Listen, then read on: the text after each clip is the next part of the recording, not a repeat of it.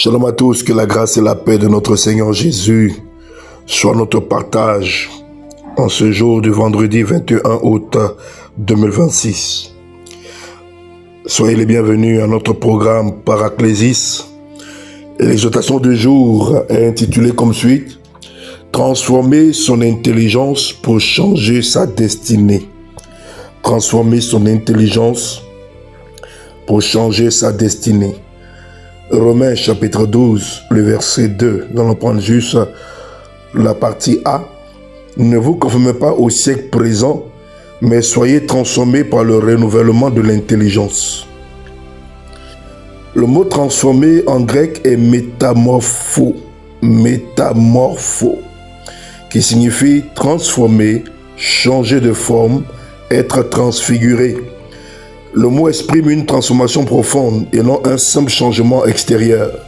Dans Romains 12, 2, Paul montre que la transformation de la vie passe par le renouvellement de l'intelligence.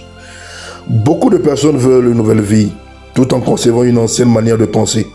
Ils prient pour que leur environnement change, leurs finances changent, leur ministère change, leur mariage change, leur avenir change, mais continuent à interpréter la vie avec les mêmes raisonnements et les mêmes peurs et les mêmes limitations. Dieu peut ouvrir une nouvelle porte, mais une ancienne mentalité, un ancien système de pensée peut t'empêcher d'y entrer. La transformation durable commence aussi dans notre manière de penser. La première vérité que tu dois comprendre, c'est que ta manière de penser influence ta manière de vivre. En Romains chapitre 12, verset 2, il établit un lien entre transformation et renouvellement de l'intelligence. Donc tes pensées influencent tes choix. Tes choix façonnent tes habitudes. Tes habitudes participent à la direction que prend ta vie. Voilà pourquoi certaines batailles doivent être gagnées dans l'intelligence avant que leurs résultats deviennent visibles dans la vie. C'est pourquoi on le dit souvent que le plus grand champ de bataille se trouve dans la pensée, se trouve dans la mentalité. Tu ne peux pas construire notamment une nouvelle destinée avec une mentalité qui te ramène toujours dans ton ancien monde. La deuxième vérité que tu dois comprendre, c'est de refuser les moules qui veulent te façonner. Paul dit, ne vous conformez pas au siècle présent. Le monde cherche constamment à nous imposer ses modèles et cette définition de la réussite, son rapport à l'argent, la sexualité, le pouvoir, l'identité, les relations, les valeurs. Mais la famille et l'environnement peuvent également transmettre certaines mentalités. Chez nous, personne ne réussit. Nous avons toujours été comme ça. Ce n'est pas pour les gens comme nous. Tu ne peux pas aller plus loin que tes parents. Et souvent, on a cette mentalité, ces pensées qui reviennent pour dire non, c'est impossible. Non, tu ne peux pas y arriver. Non, tu ne peux pas réussir. Non, tu as essayé combien de fois tu as échoué. Ton histoire peut expliquer certaines de tes pensées, mais il n'est pas obligé de déterminer ton avenir. Alors la troisième vérité que tu dois comprendre, c'est que tu dois renouveler ton intelligence par la parole de Dieu. Renouveler son intelligence ne consiste pas simplement à répéter des pensées positives, comme certains veulent nous faire croire. Il s'agit d'apprendre progressivement à penser selon la vérité de Dieu. Expose ton intelligence à la parole de Dieu. Apprends, lis, forme-toi, corrige tes fausses croyances, corrige tes fausses pensées. Accepte également que certaines convictions anciennes soient remises en question lorsqu'elles sont fausses. Parce que malheureusement, beaucoup parmi nous avons des bornes qui nous empêchent de réfléchir plus loin que ce que nous connaissions déjà. Et même dans l'Église, beaucoup de chrétiens ont des bornes qui limitent leur réflexion, qui limitent leur jugement et qui avalent tout ce qu'on leur dit, sans prendre un temps de critique, sans prendre un temps de remise en cause. Une intelligence renouvelée n'est pas une intelligence qui sait tout. C'est une intelligence qui accepte continuellement d'apprendre, de désapprendre et de se réaligner. C'est très important. Il ne faut pas t'accrocher seulement à ce que tu penses être vrai ou ce que tu connais déjà. Mais des fois, Dieu veut que nous désapprenions pour apprendre de nouvelles choses qui vont nous mettre sur la même longueur d'onde que la pensée de Dieu pour nous. La quatrième vérité que tu dois comprendre, c'est que toute pensée ne mérite pas d'être crue ou d'être acceptée. Une pensée peut traverser ton esprit sans être la vérité. Tu peux avoir une imagination qui ne vient vraiment pas de Dieu. Par exemple, je n'y arriverai jamais. Je suis condamné à reproduire l'histoire de ma famille. Il est trop tard pour moi. Je n'ai aucune capacité. Et malheureusement, beaucoup de personnes sont prises dans ces pièges, dans ces pensées qui constituent des pièges, des prisons pour elles. Il est trop tard pour moi. Tant qu'on vit, il y a de l'espoir. Beaucoup ont vu leur vie changer de manière positive à un âge très avancé. Il n'est pas donné à tout le monde de réussir dès la jeunesse ou dès l'adolescence.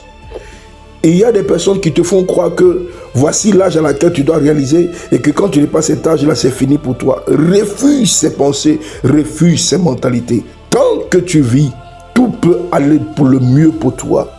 Ne transforme pas chaque pensée en conviction. Examine-la, confronte-la à la vérité. Ce qui entre dans ton esprit comme une pensée peut devenir une forteresse. Si tu l'acceptes continuellement comme une vérité, elle peut finir par façonner même ta manière de vivre, de sorte que tu ne puisses plus prendre de risques, tu ne peux plus investir, tu te limites à dire non, nous c'est ça là que nous faisons, c'est ça que mon père a fait, c'est ça que ma mère a fait, mon grand-père a fait, alors c'est dans ça que je veux évoluer. Alors que cela vous tient dans la précarité, cela vous tient encore dans un esprit ou dans une atmosphère ou un cadre encore précaire. La cinquième vérité que tu dois comprendre, c'est que une nouvelle mentalité prépare une nouvelle trajectoire. Changer sa destinée ne signifie pas que nous contrôlons de manière souveraine tout ce qui nous arrivera. Mais lorsque Dieu renouvelle notre intelligence, nos décisions, nos réactions, nos priorités et notre manière d'administrer, les opportunités changent. Tu commences à voir des possibilités là où tu ne voyais que des obstacles. Tu apprends au lieu de te justifier.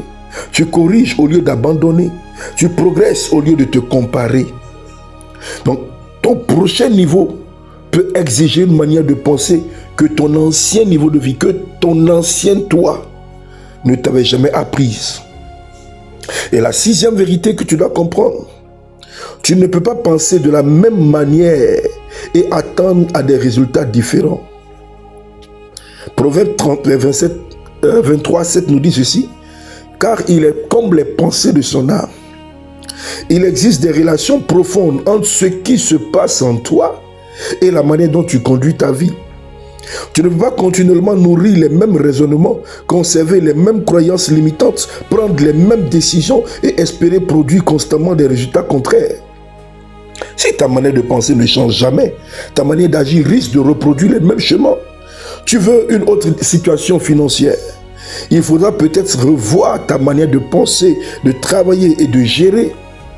Tu veux progresser dans ton ministère, il faudra peut-être apprendre autrement, travailler autrement et sortir de certaines habitudes.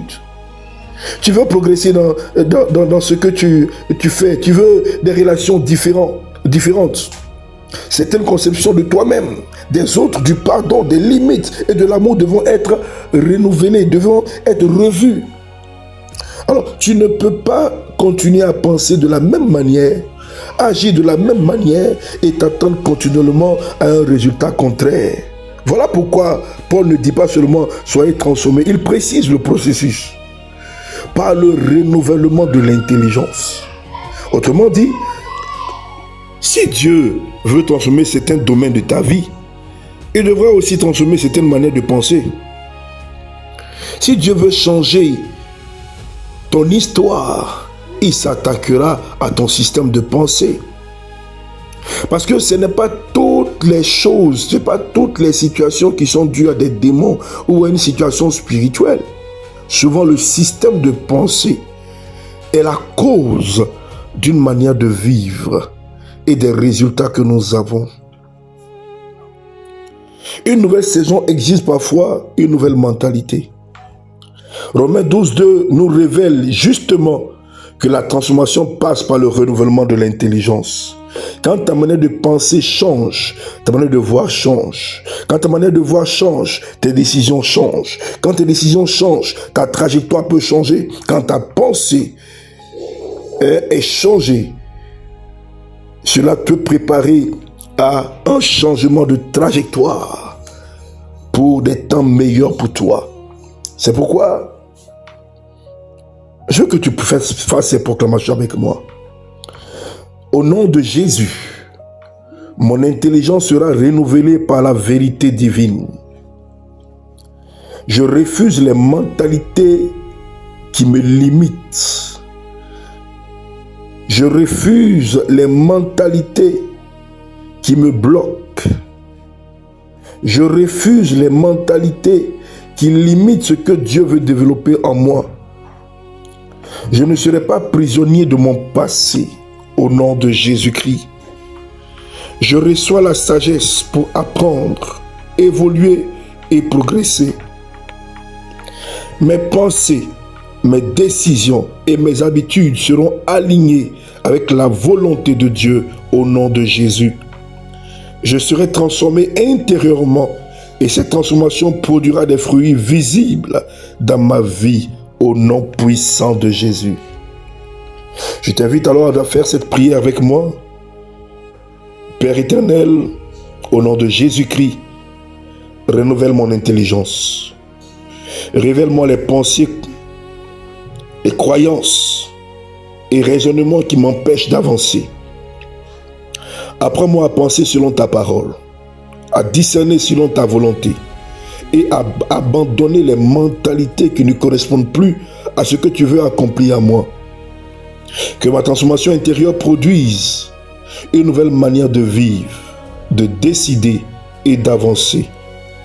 Au nom puissant, précieux et glorieux de Jésus-Christ. Amen. Si tu as été béni, abonne-toi. Si tu n'es pas encore abonné, partage autour de toi et active la cloche de notification pour rien rater de nos programmes Paraclésis. À très bientôt. C'était votre serviteur, le pasteur Gaillet Patrick Stéphane.